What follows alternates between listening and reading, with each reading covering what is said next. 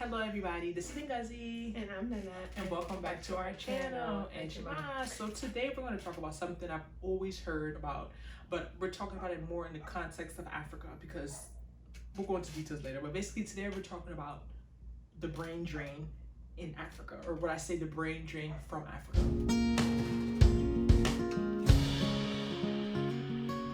When I first heard about this term, brain drain, it was in terms of African Americans and people leaving HBCUs, which are historically black colleges and universities, to go to PWIs, which are predominantly white institutions. Yes. So that was the term. So let's go back to little history 101, little history, African American history real quick. Black people African Americans created HBCUs, which are colleges for them to go to, because back in the 1800s they weren't allowed to go to the regular schools that white people went to.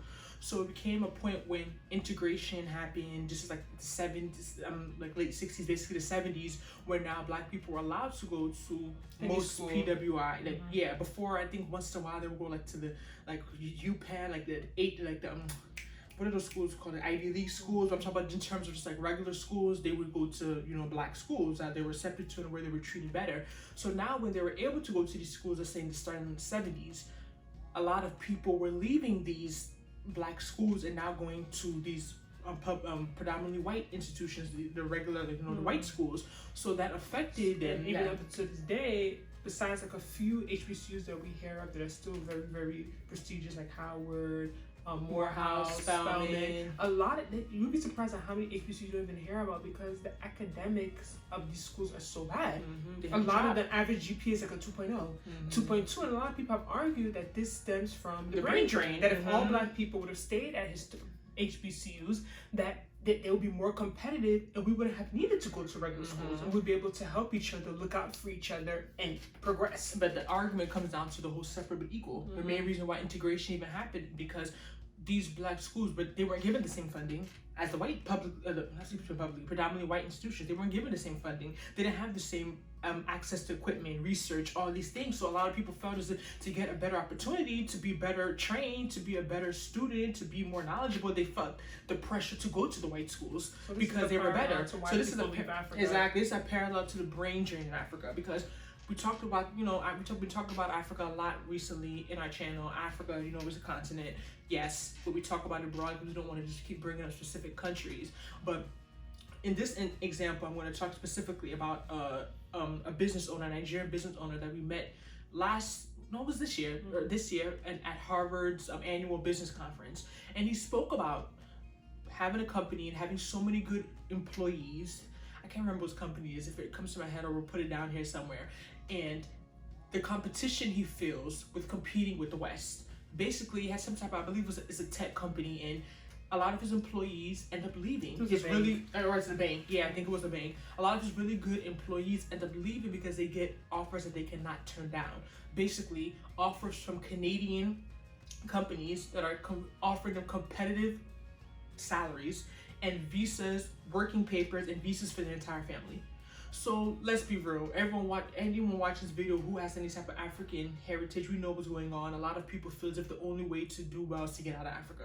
Some people have that mentality. They feel as if, it's stifling them. They can't grow. They can't progress. So many things are working against them. And I would never know how that feels. I can't blame them. That's partially how our parents felt, why they came to America.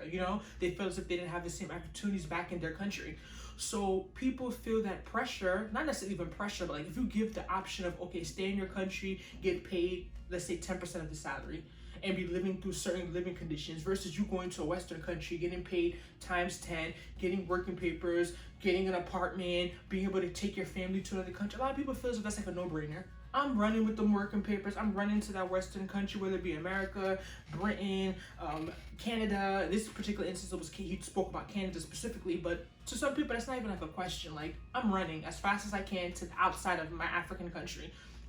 And I talked to them about this a couple weeks ago. I'm like, don't you feel as if this brain drain, I actually want to define it for you all, so people that are not familiar with the term know what it means. Basically, according to Webster, Merriam, brain drain is the departure of educated or professional people from one country, economic sector, or field for another, usually for better pay or living conditions. For example, we brought up the example, that worker is leaving Nigeria to go to Canada for better pay, to be in a developed country. Like, that's to them better living conditions, you know what I mean? So that's basically what the brain drain is.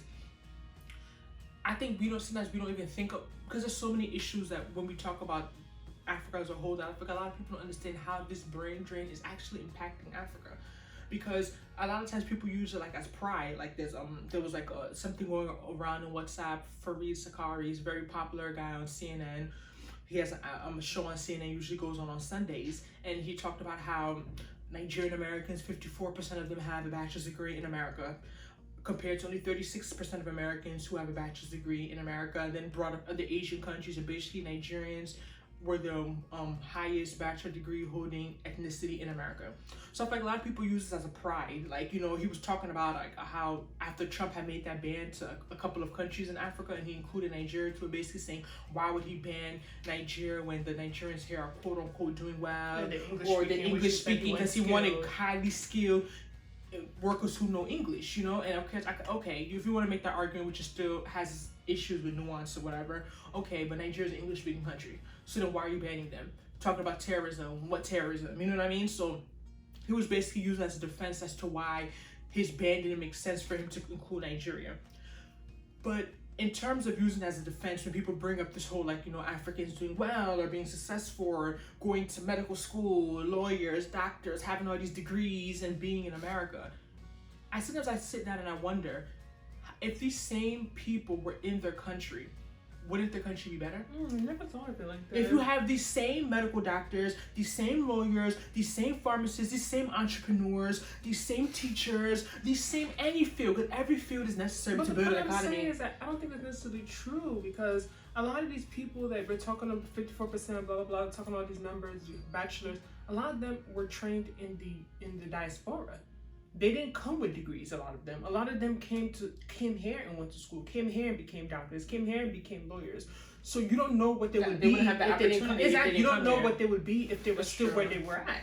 You get what I'm saying? They might have still went to school or been educated, but you don't necessarily know that it's like, I feel like it's hard. But the point I'm saying right now, how about, like we said, like, let's say, for example, let's say all the Africans who are in the diaspora, let's say even just America by itself, went back to their respective African countries, and even with or without their kids, maybe if our parents' generation alone just went, don't you think that Africa would become so much better? Because there would be so much new talent, it would be so much knowledge.